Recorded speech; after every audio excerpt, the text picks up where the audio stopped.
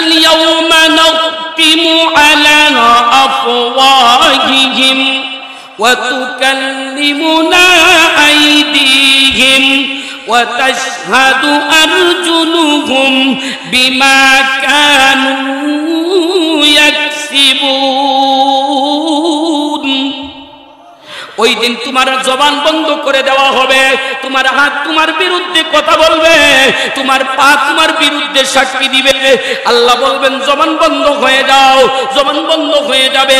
হাত বলবে আল্লাহ আমার দিয়া ঘুষের টাকা আনছে, আমার দিয়া সুদের টাকা আনছে, আমার দিয়া কুমুকরে মারছে, আমার দিয়া কুমুকরে মারছে, আমার দিয়া সে অন্যের জমিনের লাইল কাইটা তার জমিনের ভিতরে ঢুকাইছে, আমার দিয়া সে বেগানা নারীর শরীরের মধ্যে ধরছে, আমার দিয়া ধরে ধরে টাচ মোবাইল দিয়া উলঙ্গ নারীর ছবি দেখছে।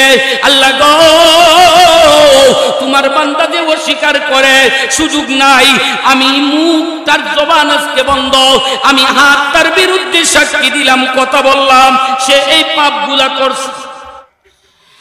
ওয়ালাউ তারা ইদিল যালিমুনা ফি গামারাতিল মাউত والملائكة باسطوا أيديهم أخرجوا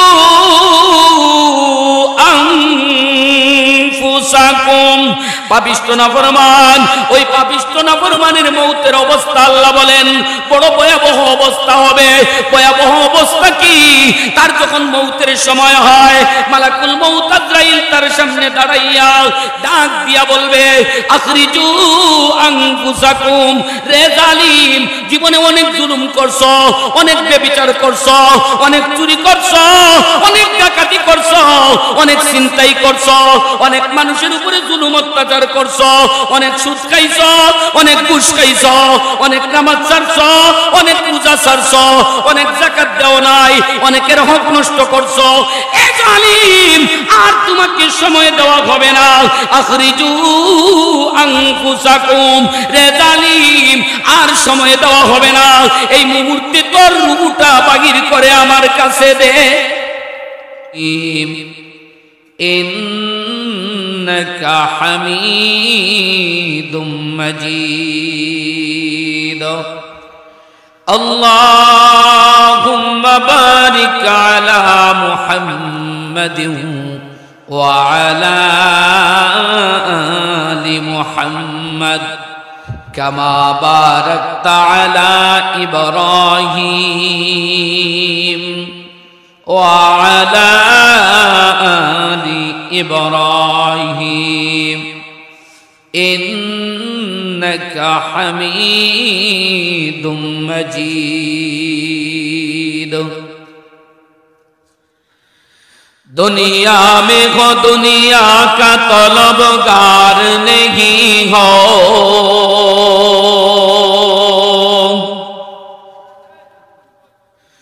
दुनिया में हो दुनिया का तलबगार नहीं हो, बाजार से गुजरा हो खरीदार नहीं हो, बाजार से गुजरा हो खरीदार नहीं हो,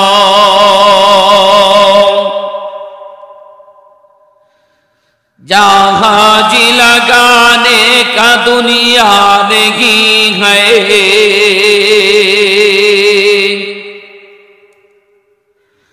जहाजी लगाने का दुनिया नहीं है, ये इबरत की जा है तमाशा नहीं है,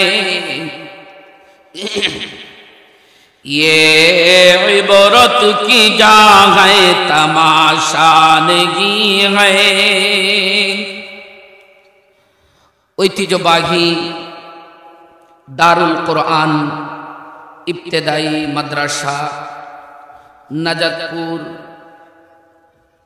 শাসনা বাজার জামালগঞ্জ সুনামগঞ্জ কর্তৃক আয়োজিত আজকের এই বিশাল ওয়াজ মাহফিলের শ্রদ্ধাভাজন সম্মানিত সভাপতি সাহেব, দিগার হযরত উলামায়ে কেরাম, মুরব্বিয়ানে আজম, যুবক ভাইয়েরা, সামনে বসা কচি কাছারা, মাইকের আওয়াজ যতটুকু পৌঁছে আমার ইসলাম দরুদি দিন দরুদি মুসলমান ভাইয়েরা, পর্দার অন্তরালে অবস্থানরত আমার অত্যন্ত শ্রদ্ধার সম্মানিতা পর্দানিসীন মা ও বোনেরা, মহান রব্বুল ইজ্জত ওয়াল জালালের দরবারে লক্ষ কোটি গুণ শুকর আদায় করছি, যিনি অত্যন্ত দয়া করে মায়া করে ভালোবেসে আপনাদেরকে এবং আমাকে দুনিয়ার সমস্ত ঝামেলা উপেক্ষা করে আল্লাহ পাক রব্বুল আলামিন জিক্রুল্লাহর মাহফিলে, গুনাহ মাফের মজলিসে, উলামায়ে কেরামের সোহবতে, দাওয়াতে তাবলীগের সোহবতে, জান্নাতের বাগানে, বেহেশতের বাগানে আসার এবং বসার, কিছু কথা বলার এবং শোনার তৌফিক দান করেছেন। সেই মহান মুনিবের দরবারে কালিমাতুশ শুকর আদায় করি, বলি আলহামদুলিল্লাহ। আর একটু জোরে পড়ি আলহামদুলিল্লাহ। নিশ্চয় আপনারা বুঝতে পেরেছেন আমার গলার অবস্থান কেমন, আর সামনেও লোক অত্যন্ত কম। আলোচনা করা আমার দ্বারা সম্ভব না যদি আপনারা একটু সাহায্য না করেন। কি সাহায্য করবেন? একটু জোরে সুবহানাল্লাহ, আলহামদুলিল্লাহ, আল্লাহু আকবার এর আওয়াজ দিতে হবে। পারবেন তো ইনশাআল্লাহ? এলোপাতারি কোনো আলোচনা হবে না। আমি আপনাদের সামনে কোরআনুল কারীমের সূরা মুলকের একখানা আয়াত তিলাওয়াত করেছি। নবীজির অসংখ্য অগণিত হাদিসের ভান্ডার থেকে অংশ বিশেষ একখানা হাদিস পাঠ করেছি। চেষ্টা করব আয়াত এবং হাদিসকে সামনে রেখে কিছু সময় আপনাদের সামনে এই বিষয়ের উপরে আলোচনা করার। আমার জন্য দোয়া করবেন, আল্লাহ যেন সময় সময় আমার গলার অবস্থানটা একটু ভালো করে দেয়। জুড়ে কোন আমিন। মুসলমান ইমানদার, আমরা সবাই এই পৃথিবীর মধ্যে একদিন ছিলাম না, আজকে আসি, একদিন থাকবো না। কথাটা ঠিক কিনা? আমরা যখন ছিলাম না তখন কোথায় ছিলাম? রূহ জগতে ছিলাম। কোথায় ছিলাম? রূহ জগতে ছিলাম। এখন আমরা আসি কোথায়? দুনিয়ার জগতে। যখন আমরা ইন্তেকাল করব তখন যাব পরজগতে, ঠিক না? এই যে একদিন ছিলাম না, আজকে আসি, একদিন থাকবো না, এর মধ্যে কোনো দ্বিমত আছে? কথা বলেন। এই পৃথিবীর বুকে একটা জিনিসের মধ্যে কোনো দ্বিমত নাই, ওইটা হলো মৌত। এমন কেউ নাই বলতে পারবে না যে আমি মরব না। সবাই মরতে হবে, ঠিক কিনা? আল্লাহ কোরআনের মধ্যে বলেন, কুল্লু নাফসিন যায়িকাতুল মাউত।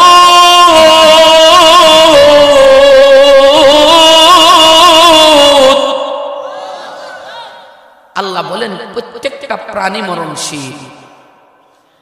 প্রত্যেকটা প্রাণী মরণশীল। সবাই যে মরবে এতে কোনো সন্দেহ নাই। তবে কে কোন সময় মরবে কেউ জানে না। জানে কে? আর একটু জোরে কম। ও মুসলমান ইমানদার, দুনিয়াতে আসার সিরিয়াল আছে, যাওয়ার কোন সিরিয়াল না আছে? দুনিয়াতে আগে আমার দাদা আসছে, তারপরে বাবা আসছে, তারপরে আমি আসছি, সিরিয়াল আছে। কিন্তু যাওয়ার সময় অনেক সময় বাবা রেখে ছেলে চলে যায়, বাবা রেখে দাদা রেখে নাতি চলে যায়। হয় কি হয় না? বোঝা যায় দুনিয়াতে আসার সিরিয়াল আছে, যাওয়ার সিরিয়াল নাই। এই জন্য আল্লাহ তাআলা কোরআনুল কারীমের মধ্যে বলেন, الذي خلق الموت والحياة ليبلوكم أيكم أحسن عملا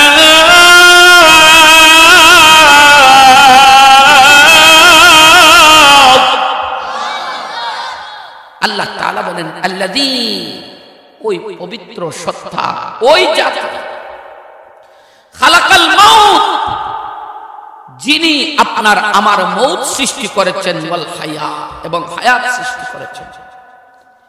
আল্লাহ তাআলা এই আয়াতের মধ্যে সর্বপ্রথম মৌতের কথা বলেন, তারপরে হায়াতের কথা বলেন। বোঝা যায় আল্লাহ তাআলা মউতরে আগে সৃষ্টি করছেন, হায়াতরে পরে সৃষ্টি করছেন। জোরে কোন ঠিক কিনা? আল্লাহ তাআলা দুনিয়াতে আমাদেরকে মউত সৃষ্টি করলেন আমাদের জন্য, হায়াত সৃষ্টি করলেন। কেন করলেন? আল্লাহ তাআলা বলেন লিয়াবলুয়াকুম আইয়ুকুম আহসানু আমালা। এই জন্য সৃষ্টি করেছি বান্দা, তোমার মউত আর তোমার হায়াত আমি আল্লাহ পরীক্ষা নিব, দেখব তোমাদের মধ্যে কারা উত্তম ইবাদত করে আর কারা উত্তম ইবাদত করে না। জুরে কন্যা সুবহানাল্লাহ। তাহলে বোঝা যায় আল্লাহর কাছে বেশি আমলের মূল্য বেশি নয়, যেই আমল উত্তম ওইটার মূল্য বেশি। জুরে কোন ঠিক কিনা? নবীজি হাদিসের মধ্যে বলেন আকুলিস দীনাকা ইয়াকফিকাল আমালুল কালিল। নবীজি বলেন তোমার ঈমানকে খাঁটি করো, অল্প আমল নাজাতের জন্য যথেষ্ট হয়ে যাবে। এই যে ছোট্ট ছোট্ট নুরানি মাদ্রাসা, মক্তব মাদ্রাসার মধ্যে, ইবতেদাইয়া মাদ্রাসার মধ্যে বাচ্চাগুলার এগুলা শিক্ষা দেওয়া হয়, বুঝা যায় দুনিয়ার মধ্যে আল্লাহর কাছে সবথেকে দামি আমল হলো ওই আমল যেই আমলটা একমাত্র কার জন্য করা হয়? আল্লাহর জন্য।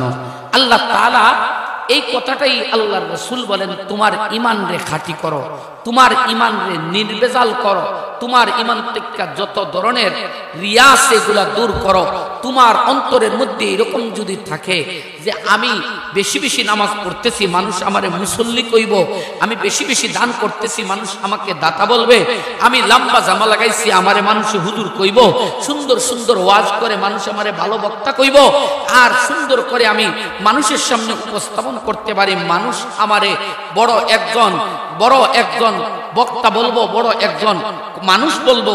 এইরকম চিন্তাধারা যাদের থাকে তাদের আমল আল্লাহর কাছে গ্রহণযোগ্য নয়। তো গ্রহণযোগ্য কার আমল? যেই ব্যক্তি শুধুমাত্র একমাত্র ইবাদত করে কার জন্য? ইন্না সালাতি ওয়া নুসুকি ওয়া মাহইয়ায়া ওয়া মামাতি লিল্লাহি রাব্বিল আলামিন।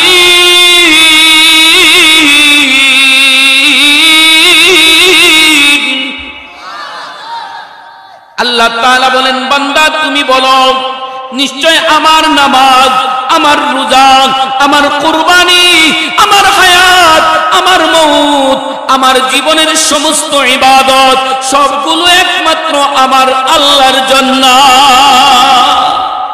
কার জন্য? নামাজ পড়বো কার জন্য? রোজা রাখবো কার জন্য? আমরা দান সদকা করবো কার জন্য? এখানে এসেছি আমরা কার জন্য?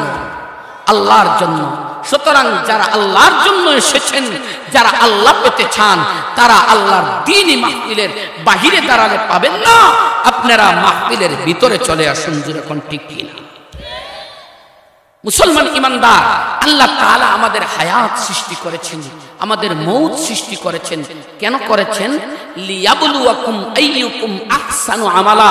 বান্দা আমি আল্লাহ পরীক্ষা নিব তোমাদের মধ্যে কারা উত্তম ইবাদত করে। আল্লাহ যদি বলতেন লিয়াবলুয়াকুম আইয়ুকুম আকসারু আমালা, কারা বেশি আমল করে, তাহলে বোঝা যাইত বেশি আমলের দাম আল্লাহর কাছে বেশি না। আল্লাহ বলেন লিয়াবলুয়াকুম আইয়ুকুম আহসানু আমালা, উত্তম আমল কারা করে, উত্তম আমল কারা করে। সুবহানাল্লাহ পড়েন। তাহলে আল্লাহ তাআলা আমাদেরকে এই দুনিয়ার মধ্যে দিবেন, আমরা দুনিয়ার মধ্যে আসছি, আমরা একদিন ছিলাম না, আজকে আসি, একদিন থাকবো না। কথাটা ঠিক কি না? আমরা সবাই মরবো, এতে কোনো সন্দেহ আছে নাই? কিন্তু মউতের সময় মানুষের অবস্থা হয় দুইটা। কয়টা? জুরে কন। একটা হলো নেককারের মউত, একটা হলো বদকারের মউত। এই বিষয়ে গেলে অনেক লম্বা হয়ে যাবে। আমি আপনাদের সামনে যেই বিষয়টা ধরছি এটা হলো মউত। তবে মউতের অবস্থাটা অত্যন্ত সংক্ষেপে নেককারের মউতের আর বদকারের মউতের আলোচনাটা আপনাদের সামনে পেশ করতে চাই, আপনারা শুনবেন না। যেই ব্যক্তি নেককার, যেই ব্যক্তি আল্লাহওয়ালা, যেই ব্যক্তি আবেদ, ওই ব্যক্তির মৌতের সময় আল্লাহ তাআলা ৭০,০০০ ফেরেশতা তার চতুর্দিকে নাজিল করবেন। ফেরেশতারা এসে বসবে, আর বসে সমস্ত ফেরেশতারা তারা জান্নাতি সুঘ্রাণ প্রাপ্ত এইরকম আতর ব্যবহার করে জান্নাতি রুমাল নিয়ে ওই ব্যক্তির সামনে বসে থাকবে। মালাকুল মউত আজরাইল তার সামনে সুন্দর করে পাগড়ি বেঁধে, এরপরে সুন্দর জামা পরে একজন আল্লাহওয়ালা বুজুর্গের মতো তার সামনে এসে হাজির হবে। তাকে দেখে একটা মুস্কি হাসি দিবে, আর ওই জান্নাতি ব্যক্তির ওই ব্যক্তির আল্লাহওয়ালা ব্যক্তির সামনে এসে যেই মাত্র দাঁড়াবে, দাঁড়ানোর সাথে সাথে এই আল্লাহওয়ালা যেই ব্যক্তি নেককার ওই ব্যক্তি ডাক দিয়ে কইব, ও ভাই আজরাইল, তুমি আমার একটু সাহায্য করতে পারবা? বলে কি? বলে এই যে আমার সামনে আল্লাহ তাআলা জান্নাতের ভিডিও বার্তা তুলে ধরছেন, এই জান্নাতের ভিতরে আমি যেতে চাই, তুমি আমার একটু সাহায্য করো। মালাকুল মউত আজরাইল কইব, ঠিক আছে, আপনি যদি জান্নাতে যেতেই চান আপনি ছোট্ট একটা কাজ করতেইব। বলে কি? বলে আপনি মৃত্যুবরণ করতেইব। বলে ঠিক আছে, আমি মৃত্যুবরণ করবো। কয় তাহলে আপনি প্রস্তুত হন, আপনার মৃত্যুটা আমি ঘটাইয়া দেই। জোরে কোন সুবহানাল্লাহ। এবার ওই নেককার ব্যক্তির তুতার নিচে দাড়ির মধ্যে দাড়ির উপরে ওইখানে একটা জান্নাতি রুমাল বিছাইয়া এরপরে মালাকুল মউত আজরাইল কোরআনুল কারীমের একটা আয়াত তিলাওয়াত করবে। ইয়া আইয়াতুহান নাফসুল মুতমাইন্নাহ ইরজিই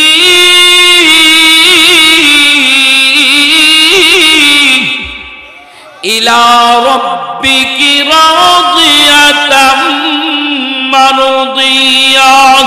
অনেককার ব্যক্তির রুহু সারাটা জীবন তুমি এক আল্লাহকে পাওয়ার জন্য নামাজ পড়েছো, সারাটা জীবন তুমি আল্লাহ পাওয়ার জন্য রোজা রাখছো, সারাটা জীবন তুমি আল্লাহ পাওয়ার জন্য হারামের মধ্যে লিপ্ত হও নাই, সারাটা জীবন তুমি আল্লাহ পাওয়ার জন্য নবীর তরিকা মতো চলছো, সারাটা জীবন তুমি আল্লাহ পাওয়ার জন্য মসজিদ মাদ্রাসার খেদমত করছো, সারাটা জীবন তুমি আল্লাহ পাওয়ার জন্য শত শত চেষ্টা করছো। ও আল্লাহর বান্দা, এই মুহূর্তে তোমার মউতের সময় এসে গেছে, তোমার জন্য জান্নাতের নাজ নিয়ামত তোমার জন্য অপেক্ষমান, তোমার জন্য অপেক্ষা করতেছে। আল্লাহর বান্দার রূপুরে তুমি এই মুহূর্তে আল্লাহ তাআলার শুকরিয়া আদায় করতে করতে, তুমি আল্লাহ তাআলার সন্তুষ্টি অর্জন করতে করতে তুমি এই মুহূর্তে নেককার ব্যক্তির ভিতর থেকে বাগির হয়ে আসো। যেই মাত্র এই আয়াত বলে বলবে ইরজিই ইলা রাব্বিকি রাদিয়াতাম মারদিয়া, তোমার রবের সন্তুষ্টির মাধ্যমে তুমি ওই ব্যক্তির ভিতর থেকে বাগির হয়ে আসো। এবার ওই ব্যক্তির রূহটা লাফ দিয়া বাগির হবে, এমন ভাবে বাগির হবে। আল্লাহর নবী বলেন, যেইভাবে একটা বাচ্চা, ছোট্ট বাচ্চা যখন কান্নাকাটি করে তখন তার মা তাকে কুলের মধ্যে নেয়, কুলের মধ্যে নিয়া বিছানার মধ্যে শুইয়া ওই ছোট্ট বাচ্চার মুখের মধ্যে দুধের গুটাটা দেয়, তখন বাচ্চা দুধ টানতে থাকে। জোরে কোন। যখন এইভাবে দুধ টানতে থাকে, টানতে টানতে এক পর্যায়ে ওই ছোট্ট বাচ্চাটা ঘুমাইয়া যায়। যখন বাচ্চাটা ঘুমের ঘরে চলে যায় তখন ওই মা আস্তে করে তার মুখ থেকে দুধের গুটাটা বাইর করে, কিন্তু ওই বাচ্চা তখন টের পায় না। আল্লাহর নবী বলেন, আমার উম্মত, তুমি যদি নেককারের জীবন গঠন করতে পারো, তোমার যখন মউতের সময় হবে রে, তখন তোমার অবস্থাটা এমন হবে, তোমার ভিতর থেকে রূহটা বাগির হয়ে আসবে, তুমি নিজেও টের পাইবা না। আল্লাহু আকবার। সংক্ষেপে বললাম নেককারের মউতের অবস্থা। এখন যখন তার রূহটা বাহির হয়ে আসবে, ফেরেশতা আজরাইল বাহির কইরা জান্নাতি ফেরেশতাদের কাছে দিবে। তারা আহলান সাহলান বলে বলে ওই আসমানের 7 আসমানের উপরে ইল্লিনের মধ্যে নিয়ে যাবে।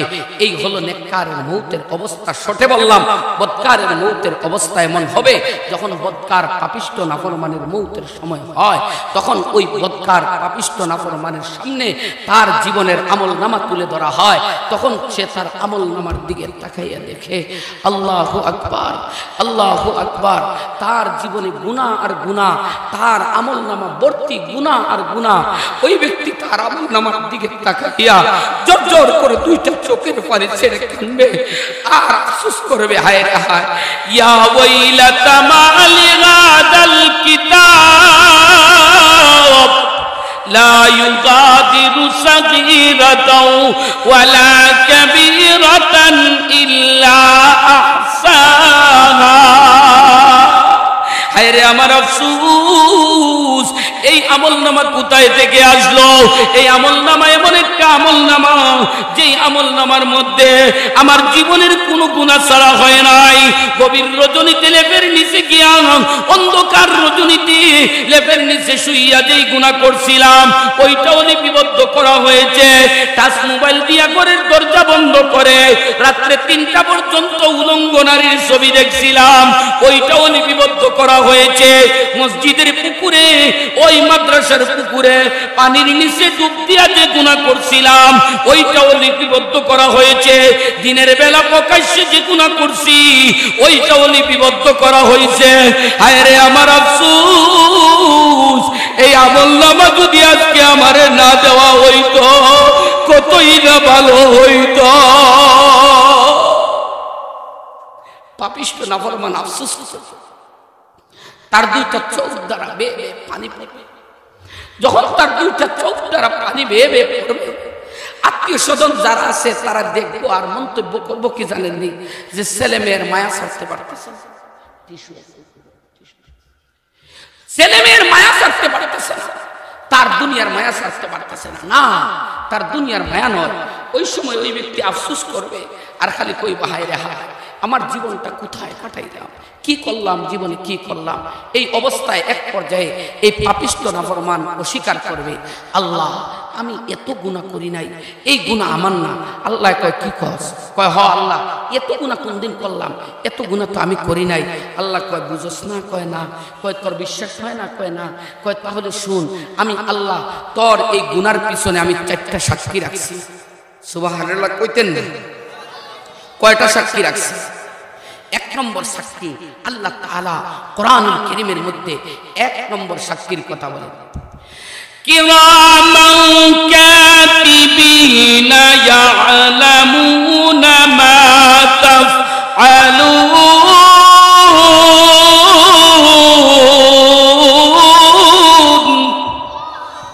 1 নম্বর সাক্ষী আল্লাহ তাআলা বলেন, কিরামান কাতিবিন ইয়ালামুনা মা তাফআলুন। এ আমার বান্দা, তুমি যেই দিন থেকে বালিগ হয়েছিলা ওই দিন থেকে আমি আল্লাহ তোমার 2 কাঁধের মধ্যে 2 জন ফেরেশতা দিয়েছিলাম, তাদের নামকরণ করেছিলাম কিরামান কাতিবিন। এই 2 জন ফেরেশতা তোমার সাথে 24 ঘন্টা ছিল। তুমি কিন্তু দুনিয়াতে গিয়া ঘুমাইছো, কিন্তু আমার কিরামান কাতিবিন ফেরেশতারা ঘুমায় নাই। তুমি দুনিয়াতে খানা খাইছো, আমার ফেরেশতারা খায় নাই। তুমি দুনিয়াতে কৃষি কাজ করছো, আমার ফেরেশতারা তাও করে নাই। তুমি সংসার করছো, আমার ফেরেশতা তাও করে নাই। তুমি ব্যবসা বাণিজ্য করছো, আমার কিরামান কাতিবিন তাও করে নাই। তুমি বিদেশ বাড়ি গিয়েছিলা, আমার ফেরেশতারা তাও যায় নাই। আমার বান্দা, তুমি তোমার জীবনে ঘুমাইছো, আমার ফেরেশতারা 1 সেকেন্ডের জন্য ঘুমায় নাই। ও আমার বান্দা শুনো শুনো, তুমি তোমার জীবনে যত নেক আমল আর বদ আমল করেছো সবগুলা লিপিবদ্ধ করার জন্য আমি আল্লাহ 2 জন ফেরেশতা দিয়েছিলাম। আজকে তোমার সামনে এই 2 জন ফেরেশতা সাক্ষী। 1 নম্বর সাক্ষী কিরামান কাতিবিন, 2 জন ফেরেশতা। 2 নম্বর সাক্ষী ওয়া ইদাস সুহুফু নুশিরাত ওয়া ইদাস সামাউ কুশিতাত আল্লাহ তাআলা বলেন সুহুফুন সহিফার বহুবচন। আল্লাহ তাআলা 2 নম্বর সাক্ষী আনবেন, তার আমলনামা। আল্লাহ তাআলা বলবেন, এ আমার নাফরমান, সারাটা জীবন নাফরমানি করলি, এখন তুই অস্বীকার করস, তুই গুনাহ করস নাই, তাহলে শুন, এই যে তোর আমলনামা, যদি তুই গুনাহ না করস, তোর আমলনামার মধ্যে এই গুনাহগুলা লিপিবদ্ধ হইল কিভাবে? তোর আমলনামা সাক্ষী দেয় তুই গুনাহ করছ। 3 নম্বর সাক্ষী হলো আল্লাহ তাআলা যে জমিনের মধ্যে দাঁড়াইয়া বসে নাফরমানি করছে, ওই জমিনকে আল্লাহ তাআলা কিয়ামতের দিন ওই মৌতের সময় তার সামনে হাজির করবে, জমিন সাক্ষী দিবে। সুবহানাল্লাহ। জমিন সাক্ষী দিবে মুসলমান, যেই জমিনের মধ্যে দাঁড়াইয়া সুদের টাকা আনছেন, ঘুষের টাকা আনছেন, জমিন সাক্ষী দিব। যেই জমিনের মধ্যে দাঁড়াইয়া পাপ করছেন, জিনা করছেন, ব্যভিচার করছেন, বেগানা নারীর সামনে যুবক, যেই জমিনের মধ্যে দাঁড়ায় কথা বলছো, ওই জমিন তোমারে ওই দিন সাক্ষী দিবে। ইয়াউমাইদিন তুহাদ্দিসু আখবারাহা, ওই দিন জমিন তোমার বিরুদ্ধে সাক্ষী দিবে। 4 নম্বর সাক্ষী আল্লাহ তাআলা কোরআনুল কারীমের মধ্যে বলেন, তোমার হাত, তোমার পা, তোমার অঙ্গ প্রত্যঙ্গ তোমার বিরুদ্ধে সাক্ষী দিবে। যখন কইব তোর রূহটা আমার কাছে বাহির কইরা দে, তখন ওই ব্যক্তির রূহ তো বাহির হবে না, খালি পলায়ন করবে। এক পর্যায়ে বাসিতু আইদিহিম, ফেরেশতা তার হাত বাড়াইয়া দিয়া 2টা আঙ্গুল, বিরাট বড় বড়, এই 2 বড় বড় আঙ্গুল বিশিষ্ট 2টা আঙ্গুল টাক্কা দিয়া ওই পাপিষ্ঠ নাফরমানের ভিতরে ঢুকাইয়া দিবে। ঢুকাইয়া দিয়া যেইভাবে সুতা পেঁচ দেয়, ওইভাবে পাপিষ্ঠ নাফরমানের রূহটা আঙ্গুলের মধ্যে পেঁচ দিয়া, ও মুসলমান ইমানদার, তার রূহটা আঙ্গুলের মধ্যে পেঁচ দিয়া যেই মাত্র টান মারবে, আল্লাহর নবী বলেন ওই পাপিষ্ঠ নাফরমানের শরীরে যত রোগ রেশা রয়েছে, একটা টানের সাথে সাথে পাপিষ্ঠ নাফরমানের শরীরের সমস্ত রোগ রেশাগুলা টাস টাস করে ছিঁড়ে যাবে, টাস টাস করে ছিঁড়ে যাবে। আল্লাহু আকবার। ও মুসলমান ইমানদার, এই জন্য আল্লাহর কাছে আমরা দোয়া করতাম, আল্লাহ তুমি আমাদেরকে নেককারের মৌত দান করো, আমিন করো।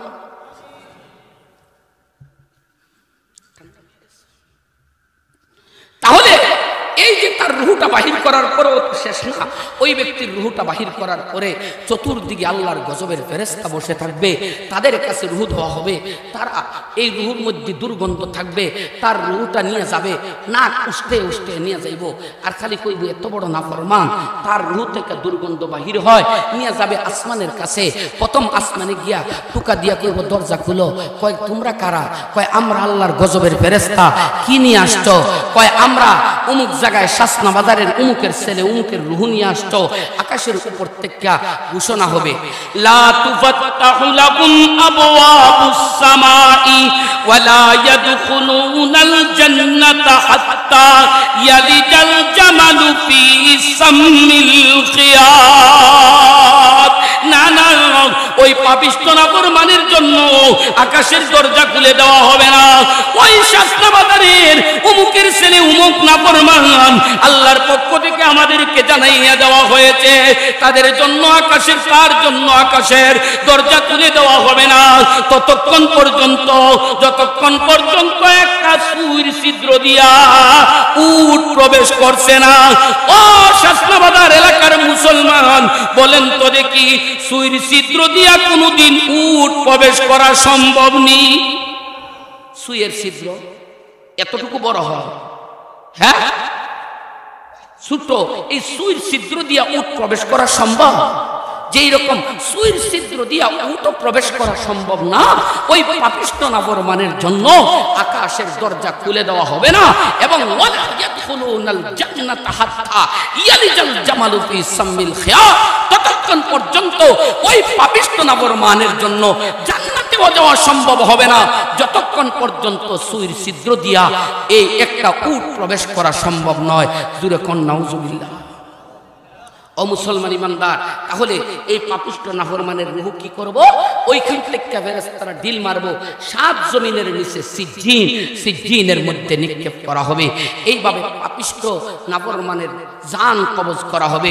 এই জন্য আমরা আল্লাহর কাছে দোয়া করি, আল্লাহ তুমি আমাদেরকে নেককারের মউত দান করো।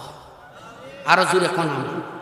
মুসলমান ইমানদার, তাহলে আসুন, এই যে মউত আমাদের সকলের আসবে, এতে কোনো সন্দেহ আছে নাই।